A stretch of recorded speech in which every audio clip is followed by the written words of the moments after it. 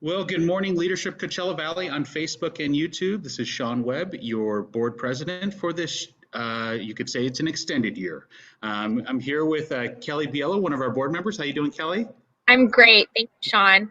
Excellent. Thank you for joining us. And we've got a couple of our class of 2020 members with us as we're highlighting the class of 2020, our current class. And why don't we start off with my bottom right corner is Trina. Trina, why don't you go ahead and introduce yourself to everybody who's watching? Hi, everybody. My name is Trina Gonzalez-Alisi. I am currently the president of Desert Sands Teachers Association, which is the teachers union in Desert Sands. Okay, excellent. I'm sure we'll get into some of the current events of what's going on and talking about your position and role here shortly. And Alyssa, can you introduce yourself to everybody who's watching? Yes, Alyssa Vader, Associate Vice President with Fidelity National Title Group, and also the CEO and founder of Lionheart Owen Foundation and Joyfully Grieving. Okay, excellent. Well, thank you both for taking time on this Friday to join us. As I want to share with everybody, Leadership Coachella Valley had to pivot a little bit, and we're doing that by a couple Fridays a month where we're highlighting our current class members, and then a couple Fridays a month where we're taking the opportunity to highlight our alumni and so forth. Just as you guys are aware, and I'm sure you saw the notification, but I just want to make sure everybody who's watching knows, we took a little bit of a standstill in March with Leadership Coachella Valley. And as you guys voiced, the students, and as alumni voiced, we decided as an organization that we're going to postpone the sessions, and we'll continue to carry on with those sessions when we get to stage 4. And I'm looking forward to doing that. But I believe Kelly has the first question for you guys to kind of talk a little bit more about Leadership Coachella Valley. I do, yeah. So obviously we've had a year so far, have a full year to gauge from, but just wanted to kind of see what maybe one of your favorite sessions, a topic, or just anything in general about LC. What's been your favorite experience or class so far? And Alyssa, we can go ahead and start with you. Oh, come on. I think my favorite... Trina, whoever wants to go. I think my favorite would have to be that we are not only the best class, we're the longest class in the history of Leadership Coachella Valley. So no one can take that title, hopefully. I was really, really enjoying just all of the things. And it's hard, I think, to pick out just one that came to mind because they were all so unique and different. I mean, the first one just blows you away because you cannot believe the amount of information that you learn about the Valley. And I think I so wish that I had recorded it because the vast knowledge from so many of our experts in the Valley just made me fall in love with this desert even more. I would have to say the McCollum visit, because I've never been put so far out of my comfort zone, videoed and thrown on Facebook, and lived to tell the story. So I'll add that I do have all those videos in a Google Drive file, and I will share. I've been putting together something for you guys for the future. So those may resurface.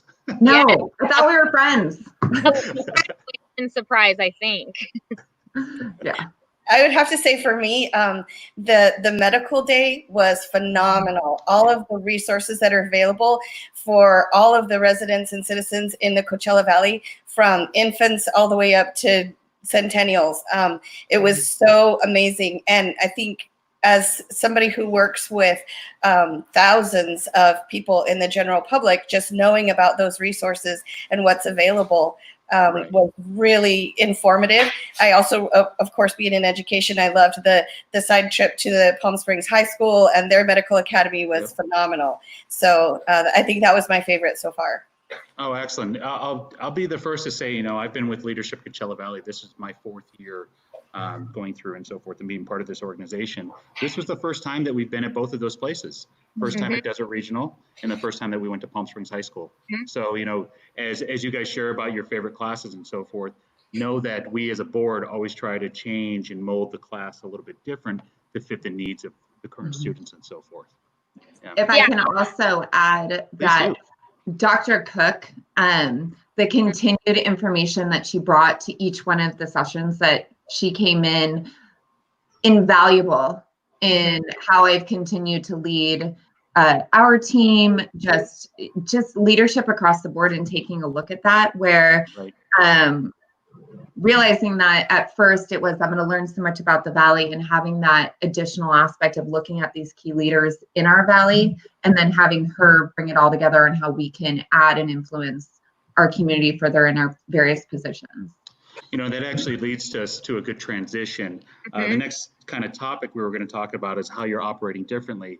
And I know that Trina has been a part of a task force that Dr. Cook has been leading for the district. And maybe, Trina, if you could talk about how you've been operating differently, and maybe share a little bit about the interaction with that task force that you're on with Desert Sands. Sure. I actually was on the Riverside County Task Force for reopening schools as well. And there were about 160 people on that task force. So when after the state kind of issued their health and safety guidelines, then the county started working on specific guidelines that would be appropriate for Riverside County. And then once those were completed, then the task force for the district was set up so that we could tailor those guidelines to our specific district and what's going to work and what's not going to work for our students and staff. So we finished that work. Our last task force meeting was yesterday, and there were 43 people on that one, and it was made up of management, teaching staff, classified staff, which includes secretaries, custodians, nutrition services, and parents. There were parents on that panel as well. And we were all broken up into about 8 different groups that addressed what are things going to look like if we do return to a physical setting, or if we are teaching virtually, or if there's some combination of the two. And so things that we took into consideration were students with special needs. How is that going to look? How would we handle extracurricular activities, sports, band, PE? If social distancing and face coverings are in effect and mandatory, how will that impact teaching and learning, and trying to look at it from all aspects of the school day, and how we would be able to incorporate that. So we expect in the next week or so, there'll be a publication that's specific for Desert Sands. And so we're still waiting. We're still, the numbers of the virus cases in Riverside County and the state of California are coming in every day. And so we're kind of in a pivot situation where we need to pivot to go virtual if we need to.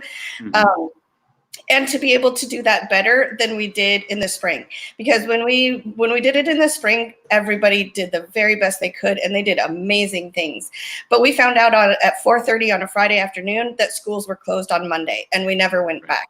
And so it was a very crisis mode. And so it was do what you can to the best of your ability. If we have more time to plan with this, and knowing, kind of keeping in mind that we may need to pivot to 100% virtual again, then we will be a lot more prepared. Students will be prepared, staff will be prepared, and be able to do it at a level that is better than it was in the spring. Yeah, definitely. And I'm guessing this whole time while you guys are having these meetings and so forth, as we said, we're operating differently. They're in a Zoom format, or how are those meetings being conducted? Absolutely. Yes, they're all online. Okay.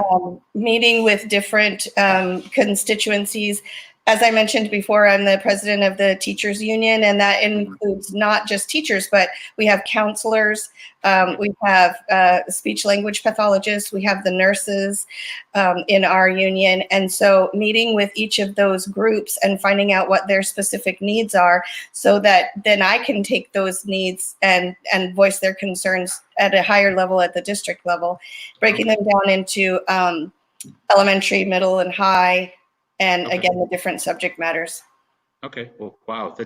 You've been doing a lot, Trina. I know that we've had, we've kind of passed through in these types of meetings, and every now and then, and some phone calls, and every time it seems like you're jumping to one different committee meeting, whatever it may be. So thank you for all that you're doing for the students, the teachers, and the community. Thank you. Yeah. Alyssa, maybe you could.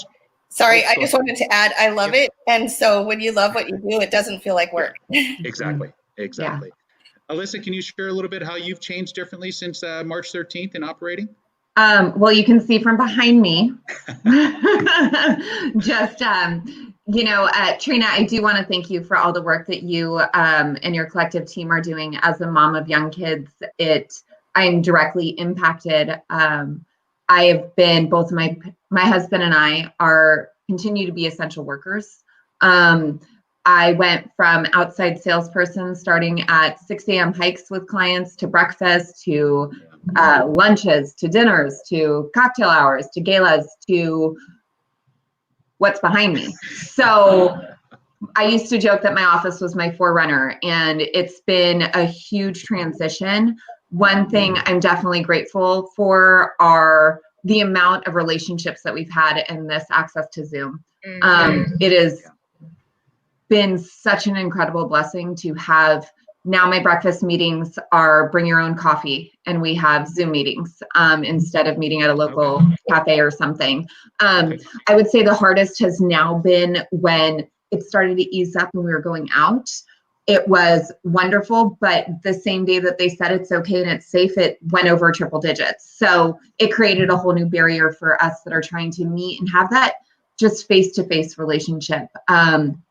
I would say more than anything in our industry, in the real estate sector, we are leaning on each other. So it's more not the one-on-one meetings that we had. It's calling others that we built relationships with and then saying, hey, do you know this person? I've been trying to meet them. Can you orchestrate that? And really leaning on each other where it's no longer, it's just it's an intense village that has grown from it, which is, I mean, if we all count the positives of what have come out of this, and that it's truly opportunity 2020 on where we can each reevaluate those that we haven't been in contact with, or people that we were spending so much energy on that just things weren't coming out of. It's really been a great opportunity for me, and my outlook has never been cleaner. And I'm just reconnecting with so many people that I got lost in the busy, and trying to be a homeschool mom, which I was good at in my early 20s and teens for other people's kids. 4 and 5 is rough. It's true, just how it shifted the way that you think. Like, it's forced you to be innovative, think outside of the box, and just, I mean, when you're put in a situation where there's no other option, you really have to shift and just do that. So yeah, and that takes us to our next question. Actually, I want to ask Alyssa something real quick. Alyssa, I know you were doing those Friday morning hikes, so you're doing like at 8 o'clock, and it would be on any topics, or it might be about business and so forth. It seemed pretty phenomenal. I wanted to share, you kind of inspired me. So I love hiking, and the only way I can do it now is if I can do it when I can do it before Brooklyn gets up. So I wanted to share that the last week and a half, I've gone on 4 hikes, and I start about 5:30 in the morning to make sure that I'm done by like 6:45. And, you know, the short hour and a half hike, you know, the bump and grind, the cross hike, the code and so forth. But you help inspire me with that. So I got a hiking partner that I meet with. Kelly's actually going to meet with me hopefully tomorrow. Awesome. And well, we have, I have started those back up, and we're actually having some communication now because we have a little bit more time on our hands doing day trips to Joshua Tree, or really going out and just fulfilling kind of the bucket list hikes that are out here, because we all default to the Cove or bump and grind. And what a phenomenal landscape we have if you get up early enough. If anyone is out there who hasn't hiked, please educate yourself on getting out there with this heat. I know it's exciting and say, yay, I want to hike, but know that it can be dangerous quickly. But it's funny, I've actually been looking forward to our next hiking season, and in the interim, I've been doing Peloton meetings with clients where we ride our bike first for 30 minutes, meet afterwards or before, and just keeping that momentum of that positive energy that comes out of exercising and that community that goes. You know, you can't golf, you can't do a lot of things during this. So how can we still be active with one another and be excited and hold each other accountable? So why not use resources in my closet? Very cool. Well, Kelly, go ahead with our next one. Sure. So, you know, Trina mentioned having to pivot, and you brought up that Friday where it was at 4:30. There's no school Monday. So just thinking about how much this pushed us, just everything shut down, shut off.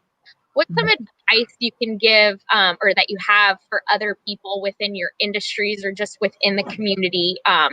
Any advice in this situation that you can think of But Trina, we'll go ahead and start with you.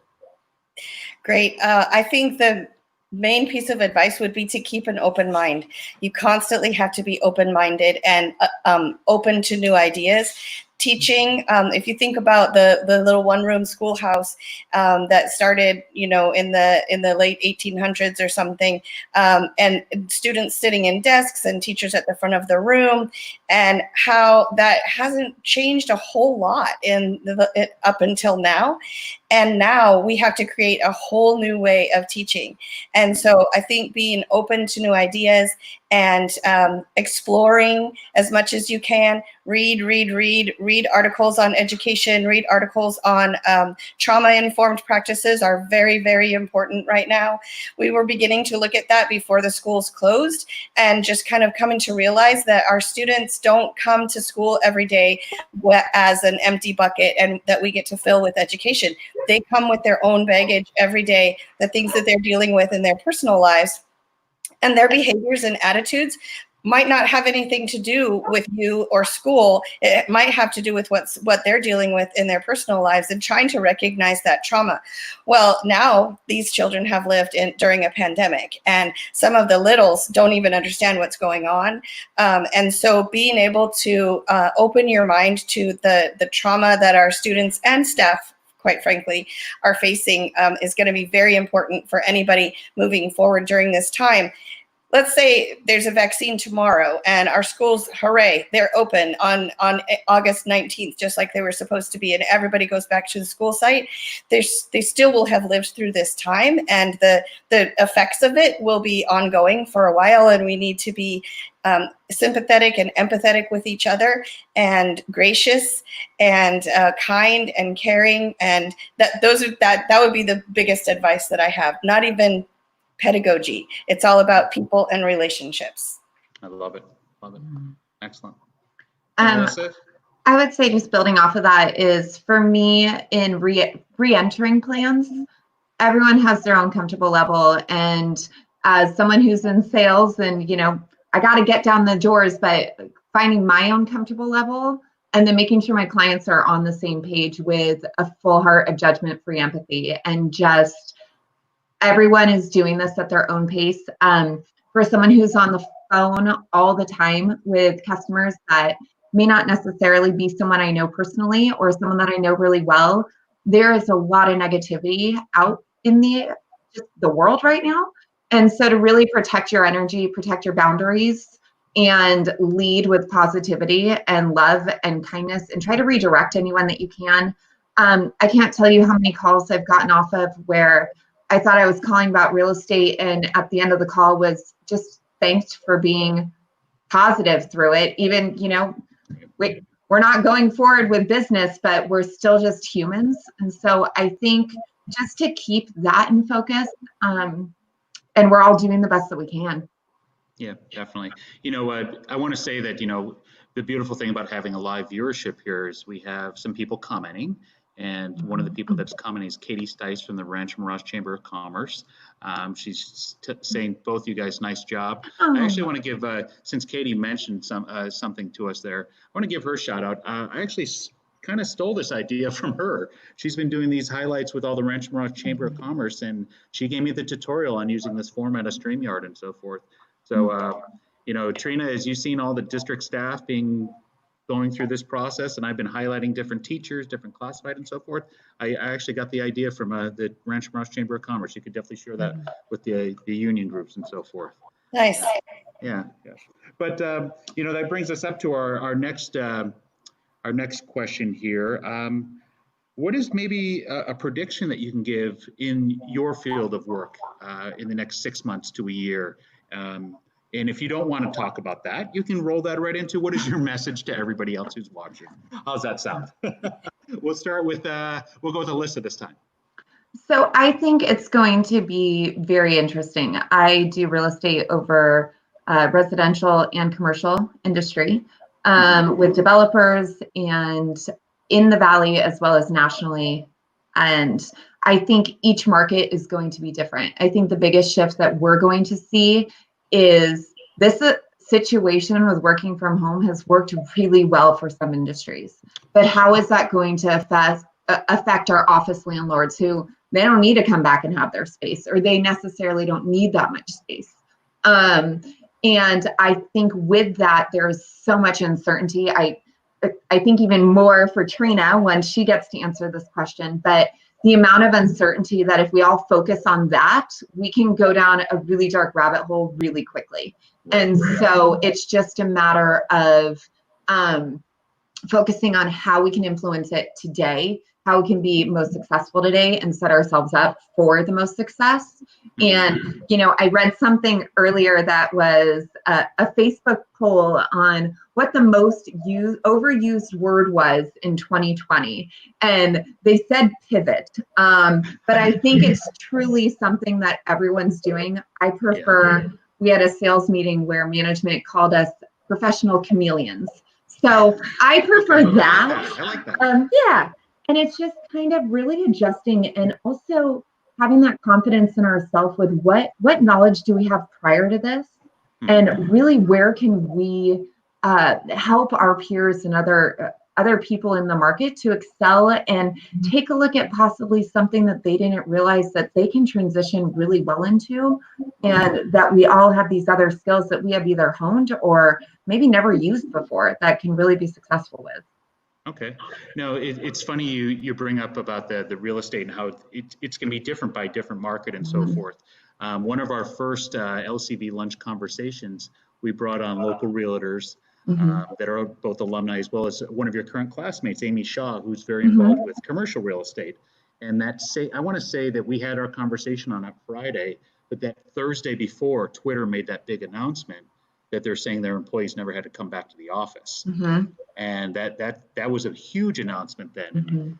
They really couldn't give much direction in that at that point, like where they thought where commercial real estate is going to go. I'm thinking of like downtown Manhattan, right? You know, all those high rises. If you're told by Twitter, and you know they may have one of those high rises that you don't have to come back, are those all going to become apartments? What's going to happen with all that space? And I think the what is you can get really, really lost in, because if you can take a look at it, well, interest rates are incredible right now. So there are so many things happening, and buyers can't buy houses, and there's still plenty of dirt, and there's different industries that can really take over, or how can we convert things? So there's so much opportunity if you don't focus on the what bad can happen. Because of course, something bad can always happen. So how can we take a look at it as what opportunities can we create from it? Yeah, and thank you for pivoting that conversation back to a positive. I appreciate that. Hey, I'm being a chameleon. There you go. Yeah, thank you for being the chameleon there. And Trina, if you could maybe give us some predictions or maybe your message to families before watching in the community. I think that we've been, so in my profession, which is the education world, there have been a lot of discussion for a really long time of how education really needs to be overhauled. Again, I made the comparison of the one-room schoolhouse and how things haven't quite changed that much in our history of education in this country. I was part of the district's leadership academy, the very first cohort, and we had an opportunity to look at other countries' models and what they do and how they're able to improve their education. So I think this will be a perfect opportunity to overhaul, like people are actually thinking, do you have to be physically in a certain location in order to receive an education? I think things like attendance policies will have to be rethought. I heard something that came out of this is no more perfect attendance awards, because it encourages students to go to school even when they're sick. So we're looking at things like that have always been a given and nobody's ever really thought about before. And there's really been an opportunity to like, okay, this is the year we're going to change it. And now we have a huge opportunity to change anything that we want. Right. Yeah, definitely. I've definitely seen a lot of positive and a lot of great from this. Heck, this whole process right here where we're highlighting different community members where, you know, we are able to open our doors and open it out for everybody to see on the social media world. You know, it's kind of great. And I think Kelly's got one more question to kind of wrap it up here. Thank you guys both for taking the time. Greatly appreciate it. So what is the first thing you plan to do when we're fully open? And if you don't have that answered yet, I already know exactly what I want to do. Well, I'll share. One of the things I want to do is I really miss interacting with people and going to happy hour and having conversation after work. One of the places I really enjoyed going to was Sullivan's on a Thursday night. So one of the first things I want to do when everything's fully open is to go to Sullivan's, have an old fashioned there, and some of their good happy hour bites. So, My family and I really enjoy going to concerts and theater events like at the McCallum. We have such an opportunity here in the Coachella Valley that more and more high top name people are coming here to give their concerts. We don't have to go to LA or San Diego anymore. So I'm looking forward to going to another concert. okay, excellent. Alyssa? Sending my kids to school and being quiet in my house by myself. Keeping it real, I love it. Oh my gosh, there's so many things that I just love going outdoors. We can still do those things. We just have to adapt accordingly. So I don't know. I'm not a big crowd person anyway. So it's just I'm looking for quiet, sitting at a coffee shop and I don't know, just enjoying the time. I was actually laughing right now, and I'll add, every class I was nervous about my name being pulled, and this is like the extreme name pull. But think about it, the only people that are really looking right now that you can see are just the three of us, right? It's only being recorded for everyone to watch whenever. There we go. Kelly, what do you plan on doing first thing out of this? Joining you at Sullivan. Okay, there we go. I love it. I'll jump on that one. There we go. Well, I'll make sure that when we can do that, we try and make it a big group thing where we invite a bunch of people. But once again, Alyssa, Trina, Kelly, thank you for taking the time on your Friday to join us. We'll continue these in July. We've got a couple coming up, and we're going to switch it to Thursdays in July. I'll admit I don't work on Fridays in July, so I kind of adjusted that with that.